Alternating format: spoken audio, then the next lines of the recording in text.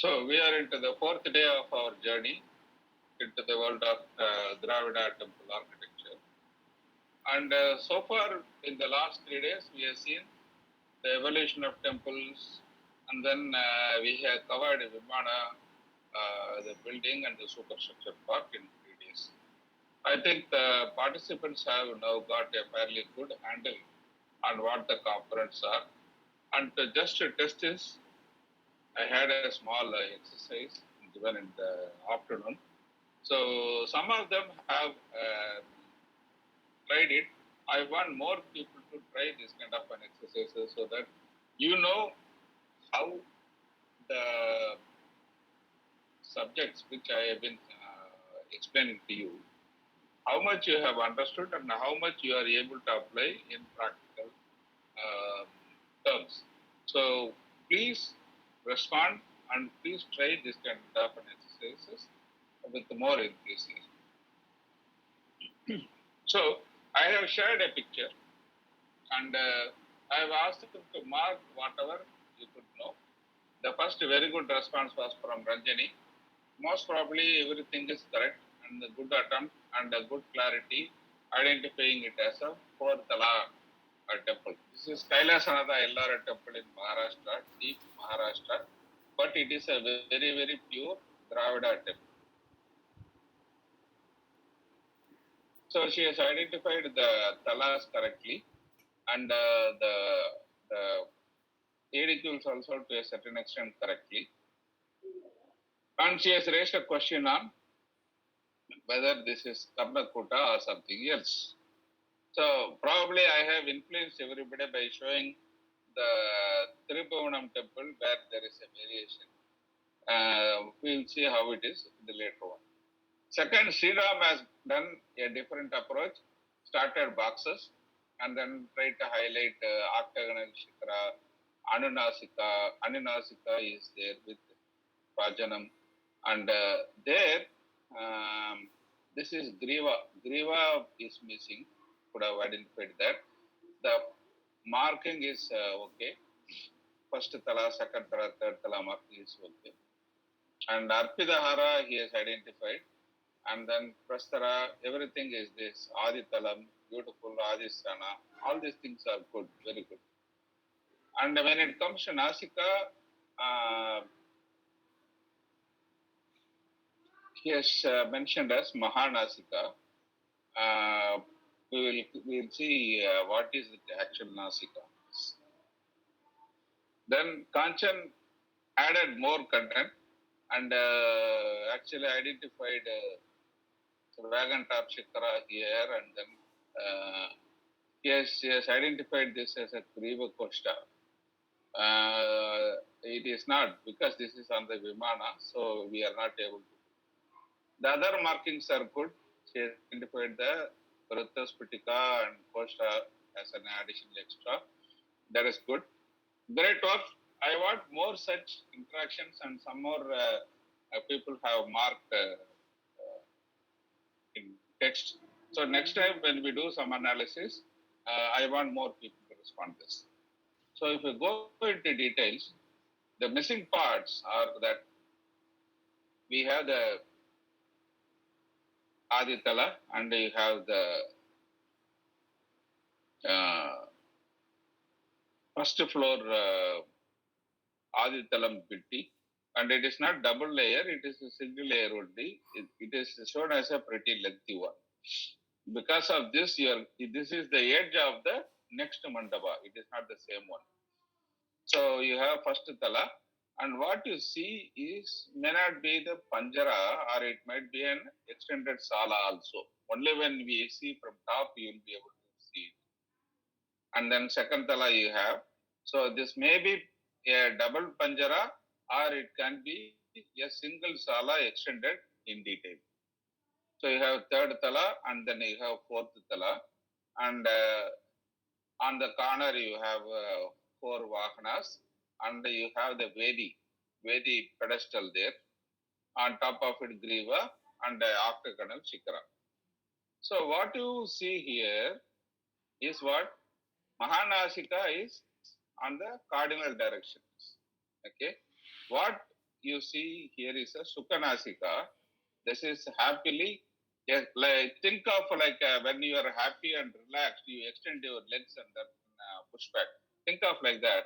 So this is extension of the front nasika, and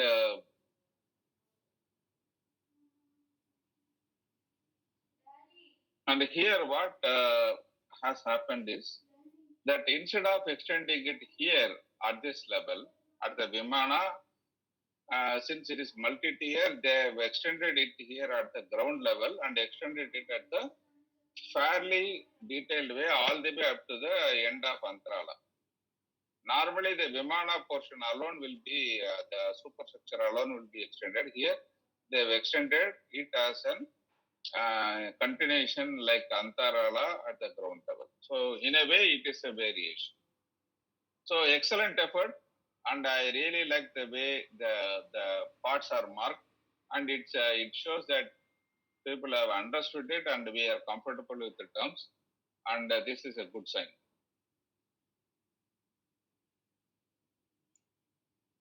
So today, let us see what are we going to do in Mandapa components.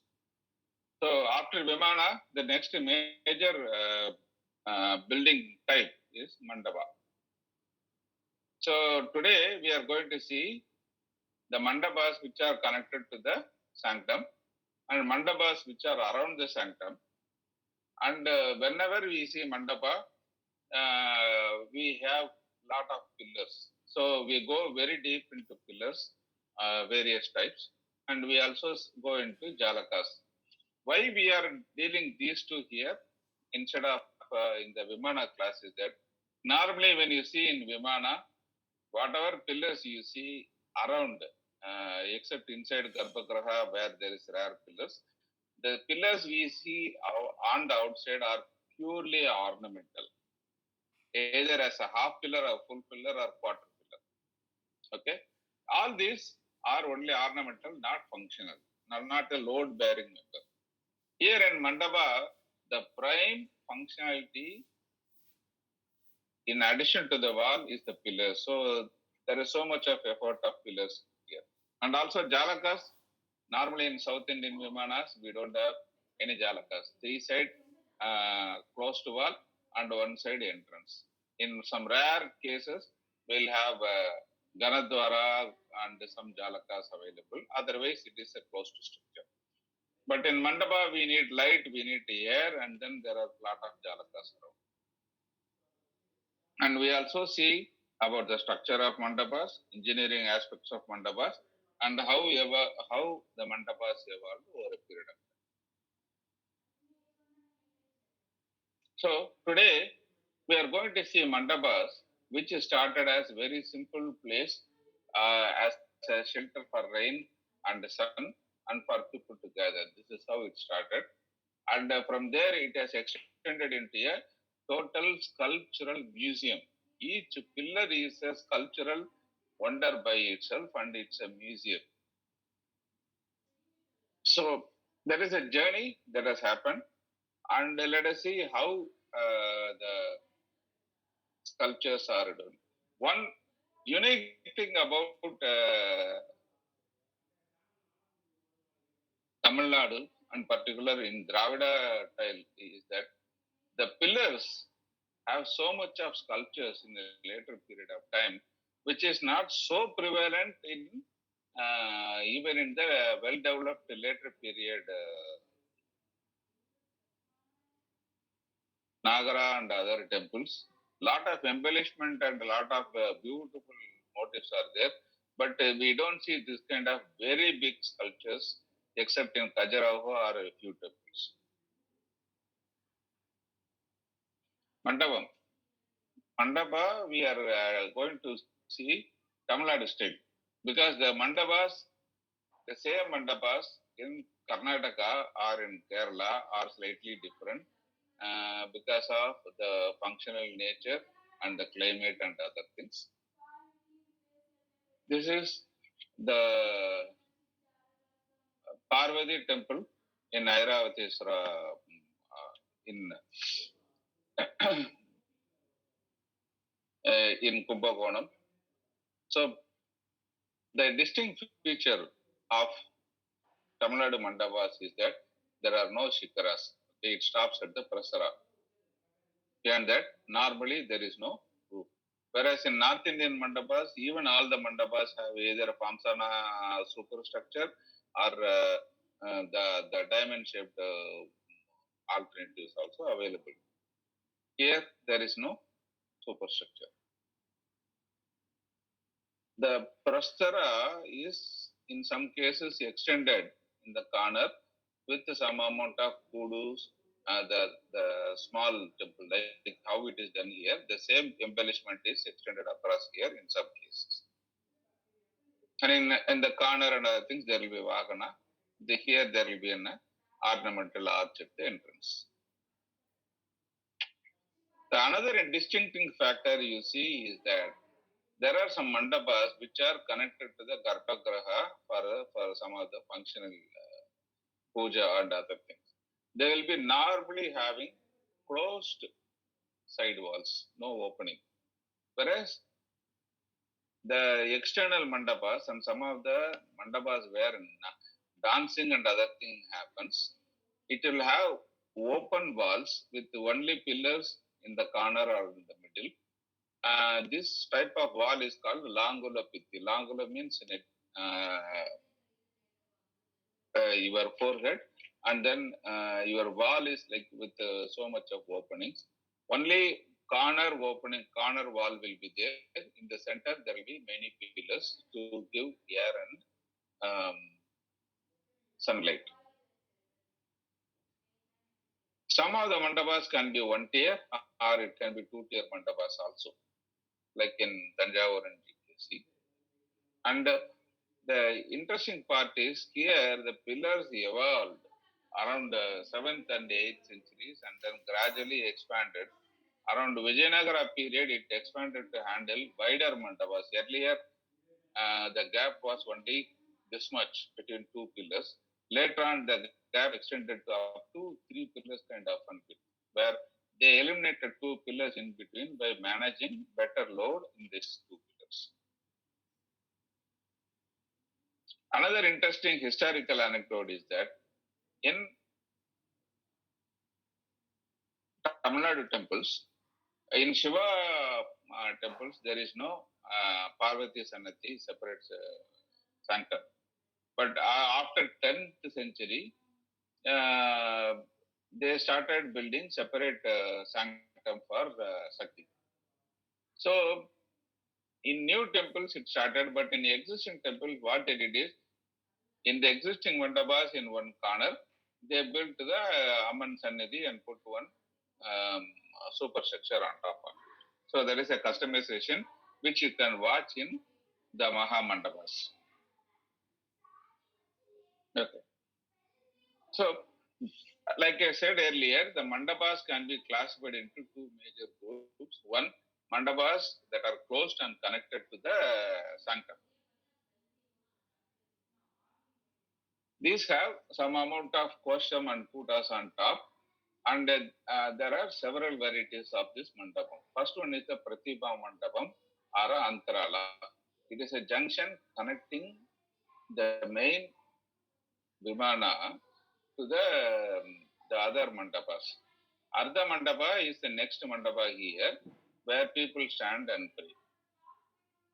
The next one is a big one, Maha Mandapa for Puja and festival. This is the Maha Mandapa portion of Tanjore temple. And Mukkasala is the entrance gateway with a ornamental step and then a small mandapa with the two-side entrance and open pillars. This is called Mukkasala, or sometimes it will be like a chariot also at a later point of time. In some cases, like Tanjore Big Temple and Gangaikonda Cholapuram, this Mahamandapa, Artha Mandapa used to be of 2 stories.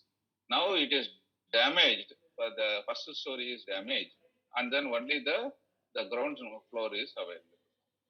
So around this, there is a Dwaja Mandapa where the Stambas and Balipidas, instead of being open when the temple expansion happens, they are also covered and in a mandapa. Why we are highlighting this is that this is the place, in particular in south, in Pandya country, maximum number of sculptures will be available around the stamba, Dwaja stamba. Here you can see lot of um, peripheral mandabas. One is the Nandi mandapa here, and one is the Nirtya mandapa for Nataraja here, and there is a subsidiary shrine for Parvati, which was built during later period. And there are Muruga temple here. In front of Muruga temple, there is another mandapa, and the entire wall is attached with, yes, a continuously running mandapa type. So all these are different types of mandapas.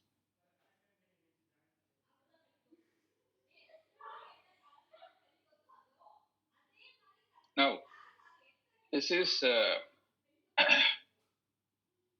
Tirubonam temple, Kambahareswara temple. This is one of the longest things with many mandapas. And another interesting factor is that till 10th century, 11th century, the Vimana used to be very tall and Gopuram used to be very small. In this temple, almost the Gopuram and Vimana are of almost the same height. And if you see the later period temples, the Gopuram started becoming taller than the Vimana. And this is where you can see, this is a nice view where we can identify almost all the mandapas. So this is our Vimana, and the small recess here between the main Vimana and the Artha Mandapa is the Antarala. And after that you have Artha Mandapa. And you have after this a Savakasa Antarala, which is a stairway with the ornamental steps. And after that, we have one more Mahamandapa. And from there, there is an extension of another Mahamandapa, second level. And the exit out of that is the Ratakara Mandapa or Mukhamandapa here. So it extends all the way. And after that, there is two levels of Gopurams. And then finally, in Balipidam and Dwajastambam. Interestingly, in this temple, Balipeda and Dwajastambam are outside the second level Gopura, between third level Gopura. So this is an overview of how many mandapams are possible in a Dravida temple. Now so far we have seen the mandapas which are connected. Now we are seeing the next batch of mandapas which are around the Vimana. Normally this is for functions and other things. So there is no walls, only pillars, and it is for open viewing, either inside the mandapa or people can stand outside the mandapa and also see the gods' pujas or dance festival happening. Sometimes even king will come here and have the Rajya Sabha here and then start hearing proceedings from the people. So depending on this, there are many varieties of mandapa. Stopana mandapa for dance performance, and then Vasanta mandapa with water fountains, Nirali mandapa in the middle of the temple pond when uh, the float festival happens. So the Swami will be going in the float from the Vasanta mandapa to the Nirali mandapa. Kalyana mandapa where the all the functions happen. This is a special kind of mandapa, Munjal mandapa, where it is a different. I'll show you, then you will understand. This is for putting the swing. So, Unjal means swing, where the Swami is there in the swing, and then there is a lot of functions with the Swami enjoying the swing. There is a Prakara mandapa, which I showed you in the Tanjore temple, where the Prakara wall is extended with one or two layers of mandapa. So this is like that. There are many different types of mandapas depending on the function, and so basically it is with the minimum 4 pillars and a roof. There is a definition of a mandapa. So let us see some pictures to understand this mandapas well. One, this is a Vasanta Mandapa here, where the Swami comes and then does the function. Vasanta Mandapa normally has got either water body inside the mandapa or surrounding this. So this is the Vasanta Mandapa, the famous Meenakshi Amman temple in Madurai, and this is called the Potramarai Kulam, Golden Lotus Pond. The other type of mandapa, water-based mandapa, is Nirali Mandapam. This is primarily what it means is the mandapa inside a water body. So this is the famous mandapa. This is in Varadaraja Perumal Koil in Kanchipuram. Does anybody remember what is so famous about this?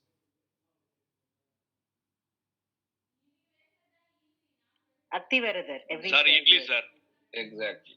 Kanjipuram idli. Idli, Kanjipuram idli, Kanjipuram Attivaradar. It shows what is everybody's focus. Kanchipuram sarees. Sarees, okay. So, say, I was asked, see, before answering, you need to listen what I asked. I asked, what is this pond or this Nirali Mandapam famous for? Okay. So the answer is Attivaradar. The answer is Attivaradar. This is the earlier wooden main idol of the Kanchipuram Varadaraja temple, which was in wood, and later on it got damaged. So what they do is they put this in a box and steal it under this mandapa in underground location. And they take it for 1 month, 40 days worship every 40 years. It recently happened 2 years ago. So there was a huge crowd to see this. And this become, they emptied the entire water from here and then they took out this from the underground chamber.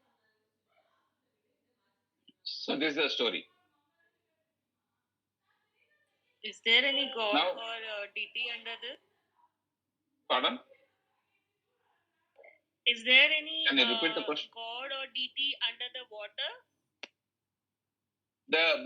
The old deity made of wood is buried under this, and there is no deity. Normally in Nirali Mandapam, there will not be any deity. What will happen is the Urshavamurti will come in a float, and then the Urshavamurti will be staying here for some time, and then puja will happen, and then he will go back. In many, when you talk about mandapas, there is a difference. There is a good question. Normally, in mandap, the sanctums will be the places where the deity is put with invocation of mantras and other things, and it is a sacred place. Okay. Mandapas, the original purpose was the Urshavamurti or the traveling god to come here, the representative to come here, and then accept puja, and he will go back to the sanctum. Okay, so normally in mandapas, there will not be any fixed deities, but due to constraint of space and other things, they started putting lot of deities in mandapas also. Okay, thank you, sir. Now let us see the next type of mandapa. This is Sopana or Nritya Mandapa. Okay. This is an interesting story. This is from Padayarai temple near Kumbakonam. Okay, this is supposed to be the old capital of Cholas before they switched over to Tanjore. If you see this, there are some interesting features. You are seeing a lot of granite and some amount of cement enclosures also. Originally, it was a Sopana Mandapa, dance Mandapa with opening on all the four sides. It is a Langulapitti where corner is solid and the middle is with open pillars. Okay, this is classical definition of Langulapitti. What happened is later on when they wanted to put Parvati shrine here, they couldn't find any place, so they have converted this Sopana Mandapa into Parvati temple. If you go and see, there is a board available. If you go inside, in one corner of the mandapa, they have created a new sanctum, and Parvati temple is there. So because of that, they have closed all the openings and made it into a closed enclosure. And there is a new Vimana on top. So there is the inside story. So this is Sopana Mandapa. Next interesting thing is a Kampatari Mandapa, which is um, in normal temples, this Dvajastamba will be there in the open along with the Balipida. Okay, but as the temple expand and everything gets covered, this entire thing will be covered under roof, and the pillars around it will be having lot of ornamental sculptures, in particular in Pandya countries. This is the Madurai temple Kampatadi Mandapam, where it is a place where you can spend 1 hour, 2 hours seeing all the sculptures around this place. All these are not separate sculptures. All the pillars are on the bottom having the sculptures. They are not created and then joined. It is part of the entire pillar itself. Now we go to the next level. First is the Prakara Mandapa. The wall, Prakara wall, instead of having just one, so it has been opened with the Langola Pitti with the open pillars on one side and enclosure. In some temples, it is there only one tier. In some older temples and advanced temples, they have two tiers. The advantage is that whenever festivals and other things happen, people can watch from here and watch from there also. This is Thiruvayyar temple near Tanjavur. Even the Tanjavur temple and Pragadisra, the Gangakonda Cholapuram used to have big, long, two-tier Prakara Mandapa, but again, it was first tier was demolished for reconstruction by British and other. The last interesting Mandapa is the Unjal Mandapa or the Dolotsava Mandapa. So now you can understand the function. The strings will be done from there and the Swami will be somewhere here. Why such a tall Mandapa? So that it is visible to all, and then they show the grandness. See the unique structure of the pillars. One of the tallest individual standing pillars. Almost half the height of the Gopura. And in Varadaraja temple, we have two adjacent mandapas.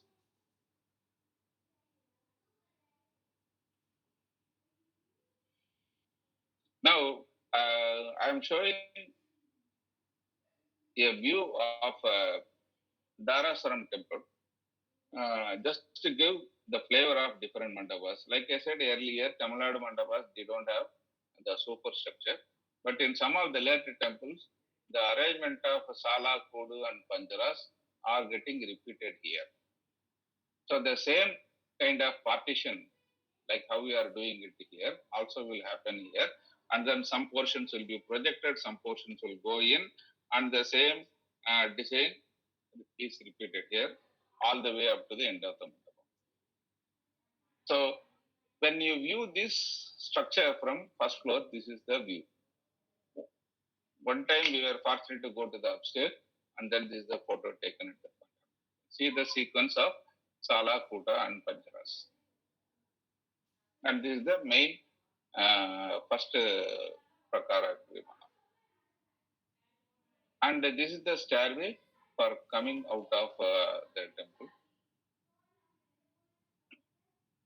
This is beautifully ornamented. It is called Sopana, and then it can be Hasti Hasta or Vyala Hasta. Hasta means, you know, Hasta is hand, and it can be like something coming out of the Vyala, or it can be elephant, or it can be some other motive also. So this is the ornamental staircase which is coming from Antarala. It is called Savakasa Antarala, this segment is called. So now we are coming to the next major classification, having seen what kind of mandavas that is possible, depending on function, depending on agama, or depending on the engineering aspects, we can classify mandavas in a different way. When it comes to the mandavas, wall, we are already familiar. We have seen this in Vimana, so we are not going to again go into the wall portions. But what is interesting here is the pillars. Okay, so here the actual pillars, the pillars which take the load are available. Full pillars are available. Depending on the primary shape or the base of the pillar, they are classified into multiple ways and with multiple names. Again, it follows the common logic of the shapes which we have discussed in our earlier classes. So the square pillar is called Brahmakanta or Chadurasa, 4. The rectangular pillar is called Vishnu Stamba. The round pillar is called Rudra or Shiva, Shiva Stamba. Pentagon is also associated with Shiva. Hexagon, 6 faces is Chatkona, associated with Skanda. Octagon is Vasukona and then Ashtakona. 12 faced pillars are there. It is Aditya Stamba, Dvadasa. And then there are some 16 faces pillars which is called Padmakata or Shodasa Kona pillars. There's 16 angles. So this is one way of classifying pillar based on their primary shape.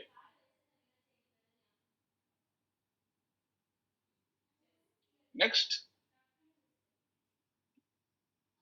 we can see some of the major components. Here, first one is the example is a Brahmakanta Samba. I am not showing specific examples for this. We will see the examples as we come across different types of pillar, and we will also try to identify whether it's a Brahmakanta or Vishnu Kanta or Rudra Kanta kind of a thing. Okay. Vishnu Kanta means we saw that it is 8 face, and then what was the simple pillar here? It has started adding more components instead of having one cylindrical one. They started adding more faces, one square face, 8 faces, and like a lasun kind of design. This is Amalaka style, and it is Padma, and this is called Palaka. Palaka means plate. And then there is a component called Mandi, which is the underside of the Palaka.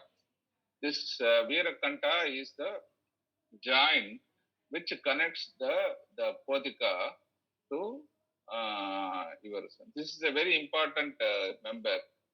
The point is, instead of directly connecting with the main roof with only a small area which increases the pressure on the pillar, what they do is they expand this area so that the area taking the load is increased and the pressure on the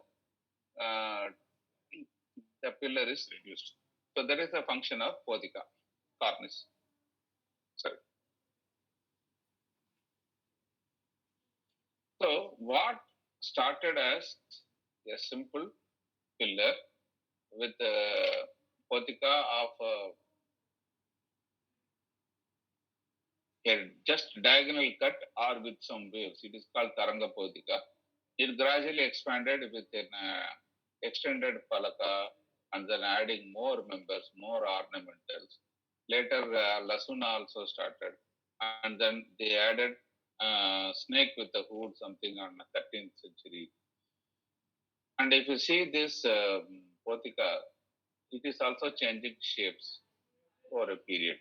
So, depending on what the shape of Potika and the amount of ornamentation that is here in the pillar, whether it is a simple pillar or a complicated pillar, you can guess the age of the pillar. And more information available. This portion was like this, very smooth in the Pallava stage. By 7th century and 8th century, it started having serrated edges. This is called Tarangapotika. And after that, in the serrated edge, Cholas started having a band line here. And later on, scrapped the serrated edge and just had a oblong band.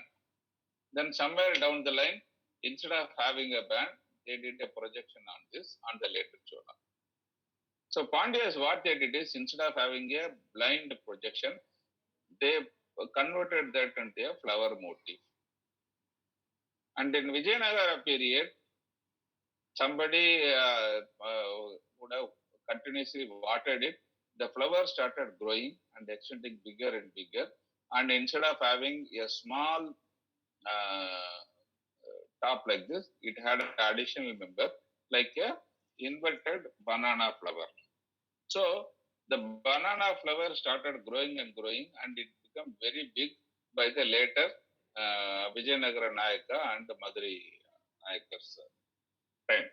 So by looking at this component itself, you will be able to easily see the age of a pillar, and then by that the mandapa. If you see the pillars near the Garbhagriha or something, they'll be normally having this kind of an podika.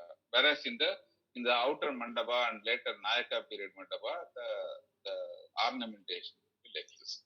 So we'll see this one by one when we actually go through the examples. So we are going to see different types of pillars.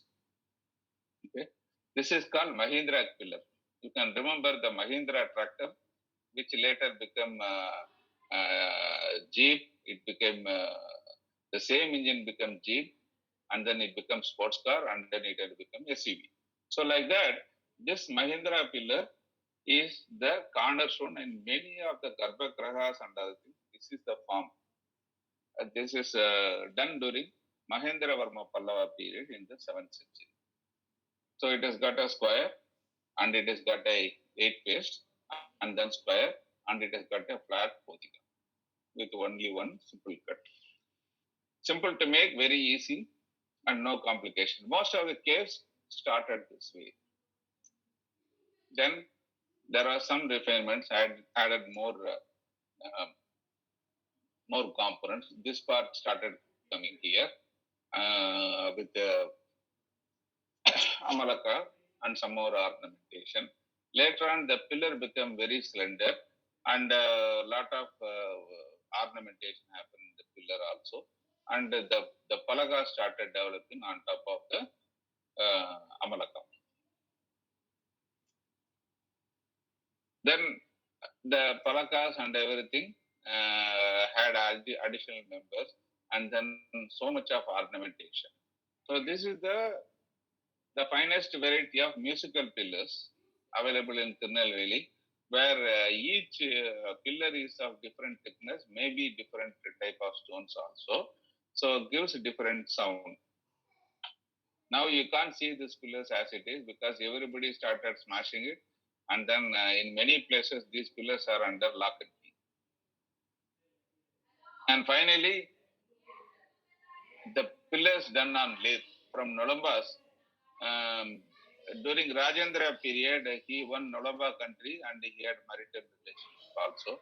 So he took a lot of pillars from there because the stone there is unique and different luster and different hardness. They have prepared many stones and then it has been brought and installed here. This is in the Thiruvayyar temple in South Kailasa extension done by Rajendra's wife.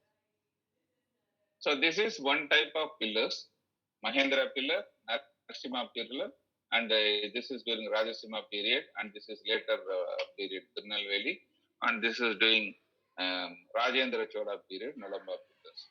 So these are all singular pillars. What we are going to see next is a different class of pillars where instead of the pillar base being blank, Narasimha started creating Vyala and lion based pillars, and it became a motive.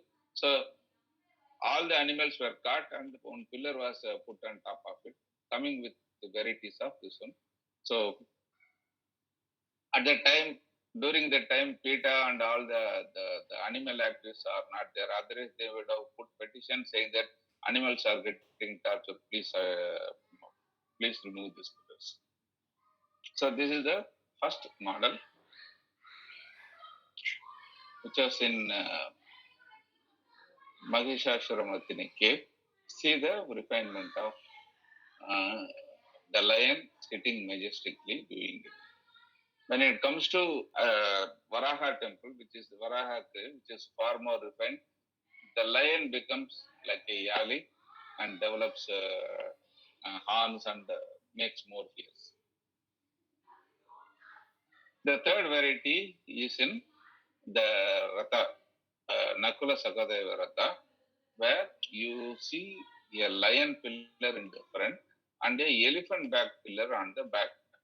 This is slightly corroded, so we are not able to see this. This is the elephant pillar on the back and lion pillar on front. Fourth option, during Rajasimha period, the lion is getting bored of sitting there for a long time and then it starts protesting. This is the rearing lions with fierce eyes and then leaping pose. This is a classic Kailasanada temple. Later on, during Pallava period end, this is a sedate lion sitting happily in the Vaikuntha Perumal temple, famous for the historical panels in the background. The entire Prakara Mandapa is full of this type of lion pillars. See the amount of details that has been developed, Palaka, Mandi, and then Amalaka, Lasuna, everything is there, and then the lions. After this, the lion motif vanished totally for 300 years and finally reappeared around the 11th century in the Dharasuram temple. See the amount of so-called lion sitting in a totally different way. So maybe it is a baby lion or evolution has stopped. It is so small and then compared to these beauties, it is in a different league. But the pillars have developed so much in detail and fineness. So this is another class of Vyala-based pillars. You can find elephant-based pillars and other things. And when it comes to Vijayanagara, you have horse-based leaping horse pillars with composite. We'll see that in the composite pillars. So this is Mahishasuramartini, this is Varaha Mandapa, this is Pairathas, Kailasanada temple, Kanjipuram, Vaikuntha Perumal, and Dharasuram. Next batch, we are going into the ornamental pillars and load-bearing composite pillars. So by the time the Chola rule ended, this is the last Chola pillar. This is in Dharasuram, where they, instead of it being simply blind or with some simple design, the entire pillar is carved with temples and sceneries and stories. We have one mandapa there in Dharasuram where Skanda Purana, the entire sequence is carved in pillar sequence, like how it is done in Patadakal. But the Patadakal pillars are very big. Here it is slender pillars. So from this point, when Vijayanagara and later Pandyas come in, they want to expand mandapas in a bigger way.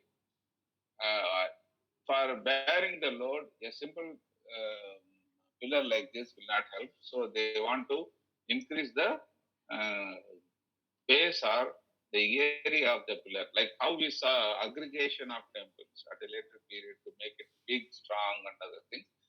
The same development happened in pillars also. So this is another kind of an ornamental pillar, where in one pillar, 500 small vimanas are carved. So in two pillars on opposite side, 1,000 vimanas are there. This is in Avdiyar Koil. This is where the composite pillars started coming. So instead of having one central pillar and having only this much load on the shaft. What they did is they put four smaller pillars around this, and then technically when they carve, everything is a single block only, single block of stone. But they have taken it into an ornamental piece so that your area of load bearing area on top is expanded and spread all the way on four sides. Normally, this kind of pillars are there in the corner to take the extra load of the cupola, which is extended. The next advantage and the revolutionary technique is the annuity pillar, which was the Nayaka invention. You see the main pillar here, and you have the subsidiary pillar. The subsidiary pillar is slowly getting extended outwards. Okay, one layer and one more pillar for support, and another lion motif, and there is one more. Your potika is somewhere over there. Instead of being at this distance, it is almost double the distance, and it is there. So double the load bearing capability. This enabled them to build bigger mandabas. We'll see how it is in the later slides. Finally, instead of just having this kind of a simple pillars, they turned it into sculptural beauties with so much of ornamentation that entire thing is one pillar and then carved with so much detail. There is no attachments. So this is how the pillars got expanded from being functional, become Viala based, and then ornamental, and finally started load bearing composite pillars. So we see the Chitra Stamba in Dharasuram, 500 temple pillar in Navodiyar Koil, composite 4 pillar in Kanchipuram, Anivatti pillar, extended pillar in Madurai, and this is a sculptural pillar in Vellore. Now, having seen the pillar, the other important aspect of mandapa is the windows. Unlike your vimanas where all the three sides are closed, here we need air, we need ventilation, and we need light also. So in many situations, there will be jalakas and there will be openings on the roof also. So there are different types of windows. I am just saying the design patterns. There is some confusions. I am not able to correctly place them as per agamas. So I will share the correct agama names later because everybody says in different terminologies. So this is the wonder. It is one of the wonders of this one. The full panel is one single rock and carved like a window or an entire wall. This is in Tiruvalanchuli in Swetavinagar temple. The other Jalaka is that it is a mechanical design where it is punctured with Gavaksha kind of motifs. This is another ornamental one where a lot of floral motifs and other things are there in the cow side. This is also Gavaksha motif. Or some people say that it is elephant eye motif. And this is the Pushpa Podika or something, where a lot of floral designs interspersed with square opening. Compared to Karnataka, where use of Jalaka is extensive, and particularly in Andhra also. In Tamil Nadu, we don't see many Jalakas, and many situations wherever mandavas is there, they conveniently keep it open with only pillars. So this is Thiruvenkadu near Pumbuga. These two are from Jorayeswara temple, Kanchipuram, and this is from Tiruvalanchuri. Having seen mandapam so far, let us see quickly and go how a mandapam structure will look like. Okay, for this, we are taking one sample mandapa, which is a dilapidated mandapa from Punandapur. So this is a very old mandapa, not much maintenance, but so it is gone into disuse. This is the front is a Ratakara mandapa or Bukka mandapa, with the wheel, chariot, and it's like this. And then we have the same kind of Adhisthana and the Upapita, like how you have for temples also.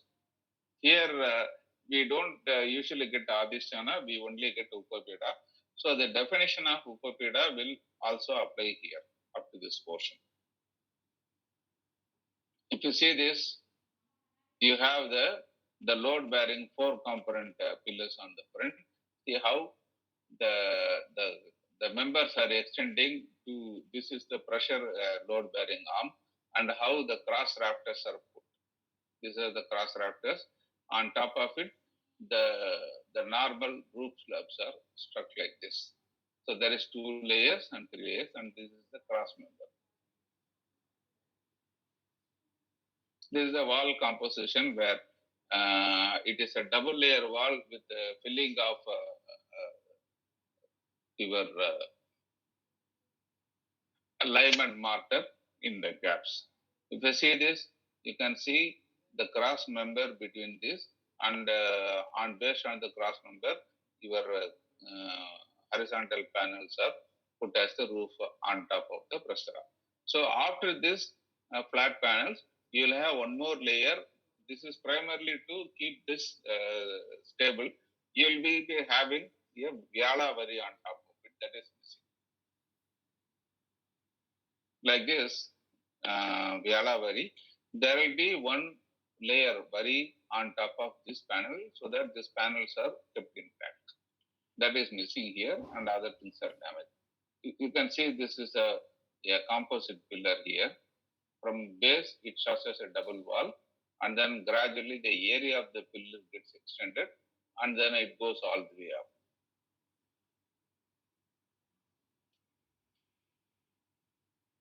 Now go into Kila Kadambur.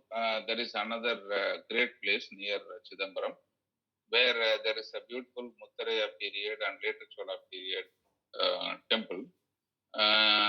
We need to slightly tilt your head, otherwise you won't be able to understand this.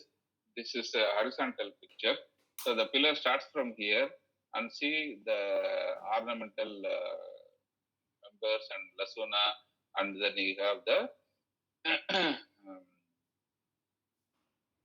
Amalaka, or the gooseberry kind of a thing, and then you have the Naga Mandi, and you have the Palaka. On top of it, you have the Podika. See the Podika type. This Podika type is later Chola period. And how this Podika takes a load of the extended cornice on top of it. See the amount of detail, like a golden period wooden work. They have replicated this. The entire thing is in one block up to this in stone. How they have carved the entire thing, planned, and put it in place. It is all wonderful architecture of Cholas. Now let us see the engineering part of the annuity pillar, which we saw earlier. So this annuity pillar is like this, like I said yesterday, and today morning also. We have the Ashtopada, two bases, and there is a primary pillar and a secondary pillar, and there is a extended arm here, Matalai. And after this, you have the Karbal or Podika coming out on one side. This is the outer side Karbal. On top of it, you have a Simha, which is balancing with the beam. This is the horizontal beam, which is at 90 degrees to the pillar. On top of it, the Kapota or Karnish is coming up with a Mushti Bandhan, which is to connect the Simha and the other part, Nanatal. So this is the final Karbal, which is on the inner side, which is balanced by the Vyala Vari, or the frieze on the outer side, which is above the Karnish. So all these components sit together, and instead of having only this area as a pressure loading component, see the area now, almost 4 times this area is there for loading, taking the load of the pillars. So this is the engineering by extending the angle and adding more carbon base, we are able to handle the pillar gaps. The best example for this is Rameswaram, the longest corridor in the longest temple corridor in the world. It has got around 1,000 plus pillars on the entire circuit. Beautiful design, but in the recent years, when they did the Kumbhabhishekam, they have messed it up like anything, and they put color paint which has spoiled the entire stuff.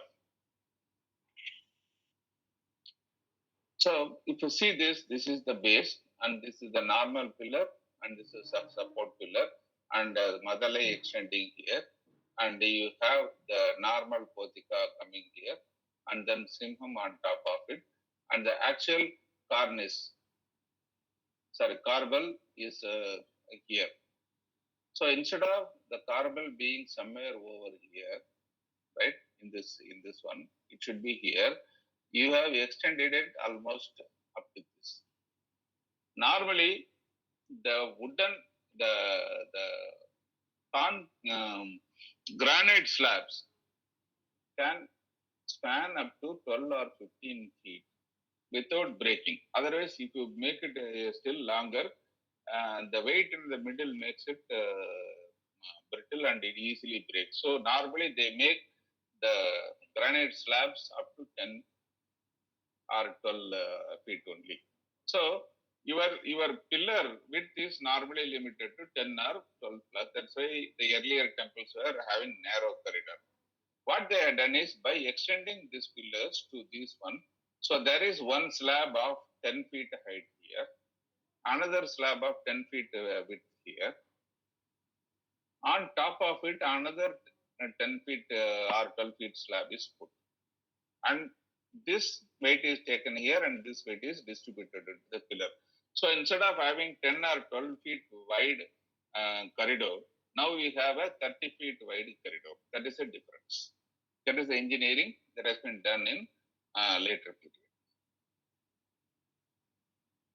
So the mandabas, which started as a shelter from rain and sun, extended and then went into a grand Kalyana Mandapa. This is in Srirangam. And from there, it expanded to highly Roman kind of an vaulted roof mandapas with the Kutakara kind of an wagon wheel shaped mandapas. This is in Chidambaram. And the grand Rameswaram corridor, you see the height, the width here and see the width here almost 3 times. And from being engineering marvel, it is a art marvel. It is each pillar is a museum by itself with so much of beauty. So this is how the mandavas have transformed during the later Pandya and Vijayanagara Nayaka. Now we are going to see some of the unique mandapas from. So this is from Gotham city. I will tell you why it is called Gotham city.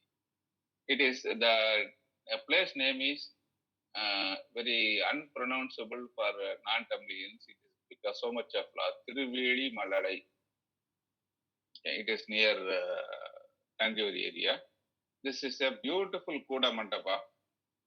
The interesting part is the front mandapa is a like a Kudakara mandapa on straight, where you see a lot of pillars, and if you notice that 2 rows of pillar are there, one in the corner and one taking the load here, and beyond that there are no pillars in between. This is okay, small mandapa. Whereas if you see on the main Sabha mandapa, which is this much length and this much width, there is only 2 rows of pillars, one just below this and one on the outer side. There are no pillars in between because of the curved shape. Normally in any mandabas, the major menace here is the bats. They hang upside down and then they make a mess of a place. This design is such that there are no bats. There are no bats in this mandapa. No, it don't have any foothold on the smooth inner surface. Unfortunately, I couldn't take any photos available inside this. Maybe if anybody from Chennai or others have it, please share the internal photos.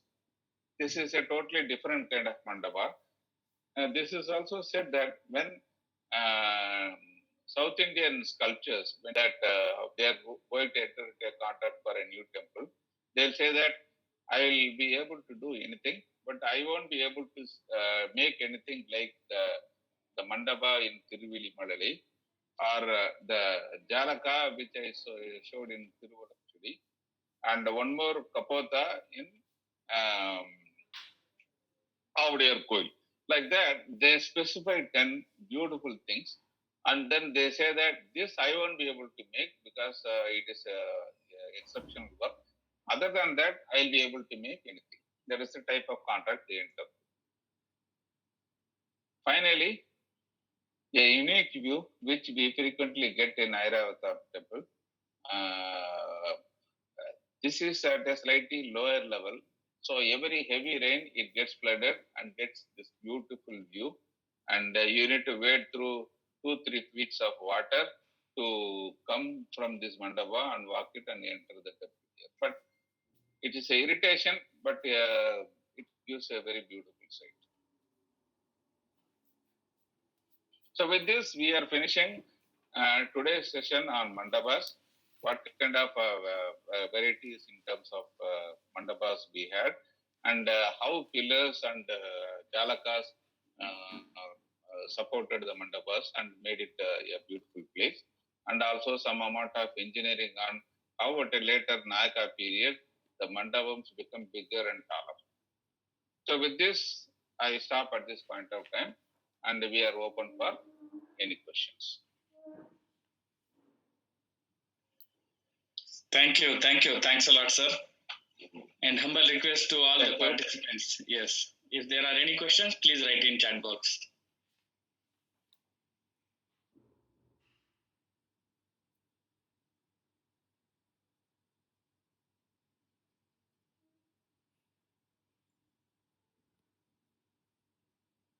Greetings.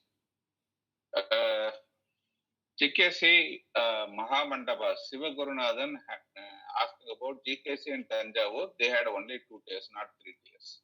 The third one was an open area. That is like a terrace on top of the second. Okay. GKC is Gangai Konda Cholapuram. That is the capital of later period Cholas when Rajendra.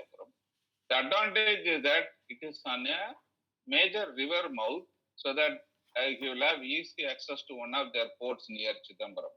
And Rajendra had a lot of naval expedition, and he wanted his capital to be in central place.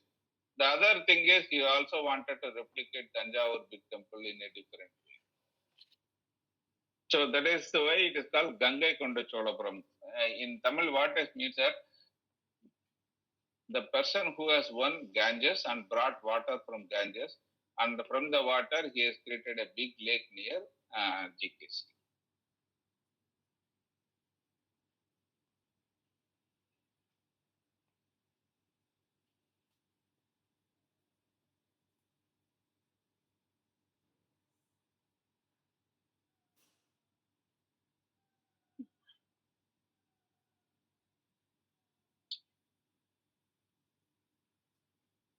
I think there was some question about the temple. Somebody clarified it, so it is solved.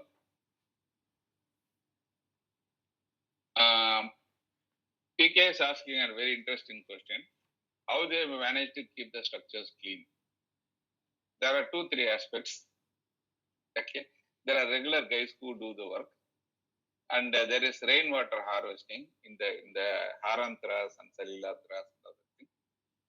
It also enables water flow, so the water doesn't get stagnated, because the moment it gets stagnated, the bird drops and other trees will start growing. So that is one area. And every 5 years, and I think there will be some function or other. And every 12 years, there is a Kumbhabhishekam that is mandatory, where they clean up all the temple, put a fresh paint coat, and then they do special pujas. Even kumbha and everything is taken up, filled with the fresh grains and kept it back.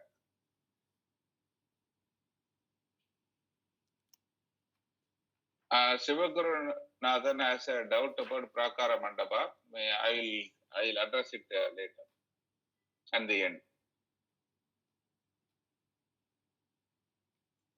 The Kalyana Mandapa or Kalyana marriage is normally a general purpose mandapa where many of the functions, that's the biggest mandapa with a grand view, with a pedestal where the function happens, and the function can be seen from all the three sides with open pillars.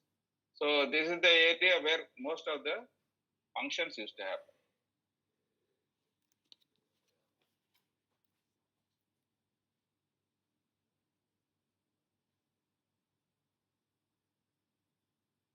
So that covers some of the questions asked. Rameshwaram temple doesn't have Prakara Mandapa.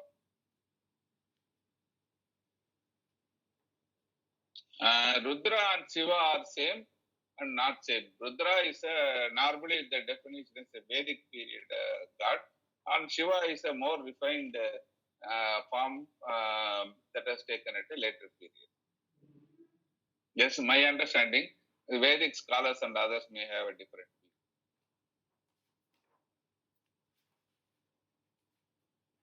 Kanchan Joshi asked about last kanta again. What is that slide?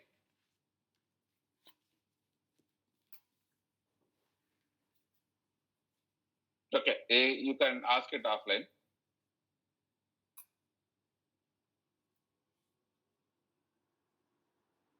Sir, I guess that was the 13th slide about the pillars, eight shapes and khandas of pillars. To explain something. Which slide, Kanchan? I think 13th slide. Slide 13. Okay, slide 13. I will respond to it offline in WhatsApp. Is it okay with you? Yes, sir. Sure. Okay. Harish Srinivas is talking about music figures and harmony. They also have, they are later period, so they also have heavy ornamentation and they are of similar type of thing. Nolambas will be on west and northwest kind of on Kannada.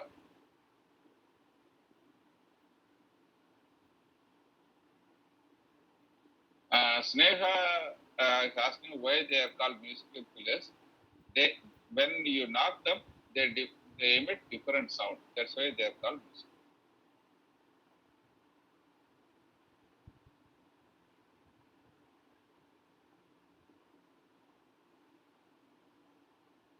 Sneha asked a question about Yali.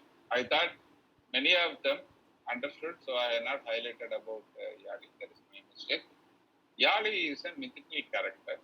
Primarily, there is an embodiment of multiple characters, so that now if you see a god, if I want to see that he has got teeth like a lion and hand like an elephant does, and he has got ears like elephant, then this forms an animal.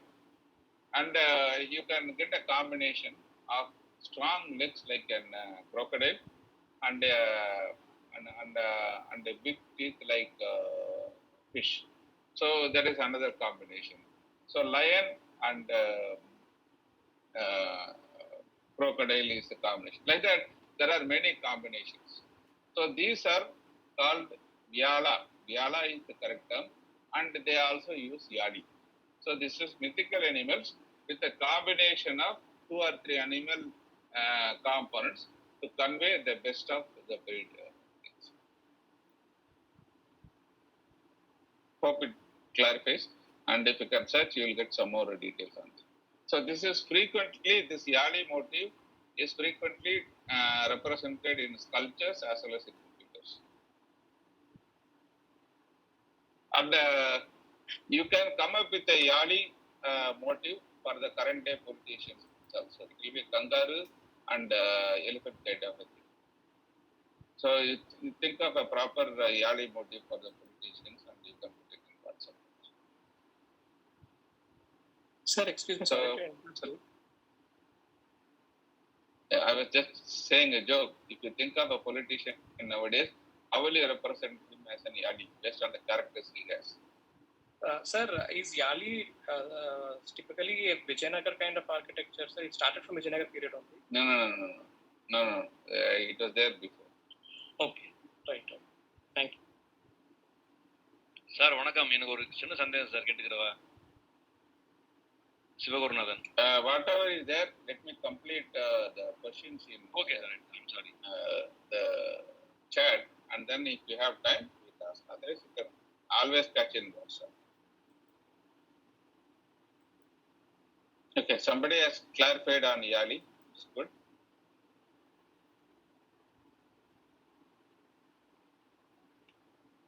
Siddharth, thanks for clarifying on Sweta Vinayaka.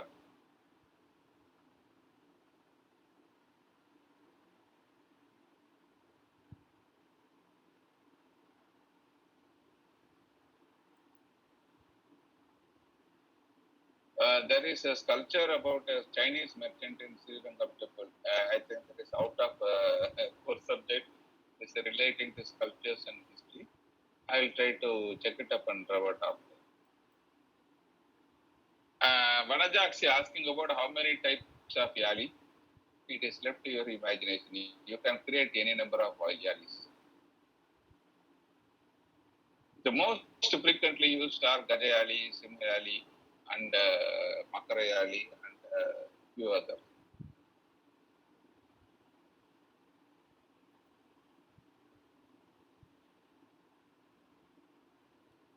Say one request during chat is disturbing and pops up heavily when you are doing the presentation.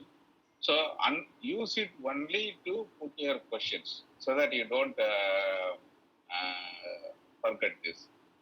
Otherwise, clarifying and having a parallel discussion in chat is not advisable, and it will be a distraction for you, distracting for the other party, and everybody will get confused.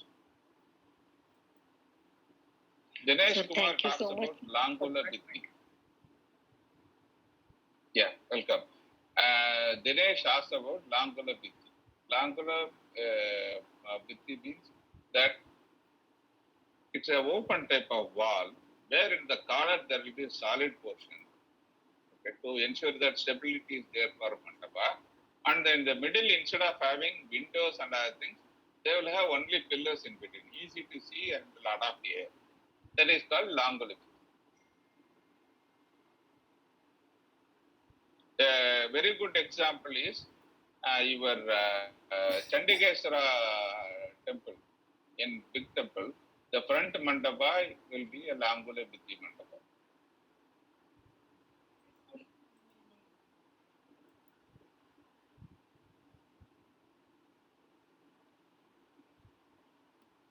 The Kanchan was asking about 8 shape of the pillars. The normal ones, we will share the screenshot of the slide later, and it is easy to remember from that. Anyway, today evening video, we will be able to see it easily.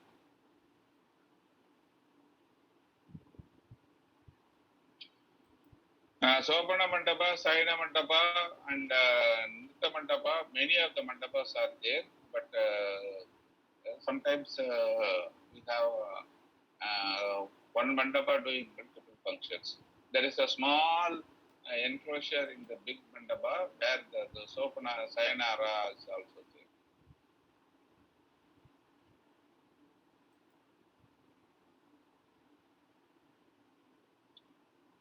Savakasa Antarala probably happened when many mandapas started joining, and we are seeing Savakasa Antarala only from around this 9th century in later Chola temples, not earlier.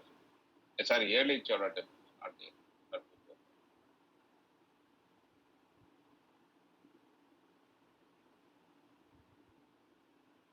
Dinesh is asking about Neerali Mandapas. I think I explained that in the presentation. This is primarily for the puja at the center of the water tank. There will be no deity there.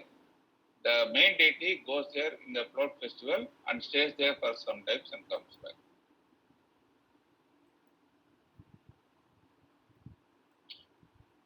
Madhuchanda Majumdar, interesting question. Carbaling and Carbal are same thing. They are for the same purpose. The Carbal is a member which extends from, it is like a T joint. It extends and takes helps take more load. Carbaling is a technology where the load is, the wall is slightly constructed like this, and then on top you put a heavy load so that it distributes the load on the bottom. So I will discuss this in little more detail in the next session when we talk about cholas. Shreyas, architects ensure a supply of rocks. See, again, there may be sources.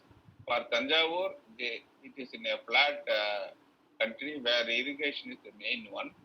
They brought it from 60 kilometers away from Narthamalai. They broke one mountain and then they harvested the rocks and then they brought it here.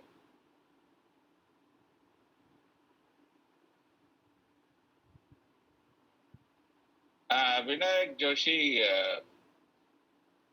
has raised a question. So there is a temple in Lepakshi where one of the pillars doesn't touch the ground. Okay. Now he says that what is the technology? There is no technology involved there. Primarily, if you have seen the diagram of the dilapidated temples which I showed you, there is lot of crisscross members for each pillar which supports each other.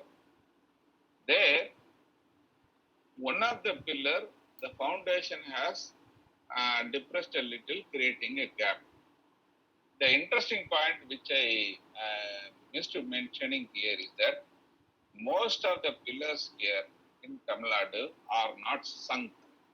Okay, there is a level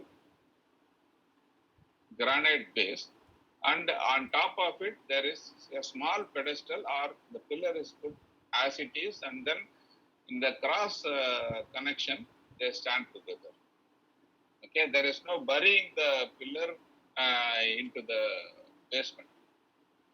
So when in one area it gets depressed, on that area itself there is a gap. The weight of the other pillars and the interconnected things takes the load of this pillar. Hope it clarifies everything. Thank you. Thanks for the feedback. And what I suggest is go through the video if you have any doubts and take notes. And tomorrow also morning, I will give one small exercise, questions. Try to answer that during the day. I will not intervene and I will sum only at the end.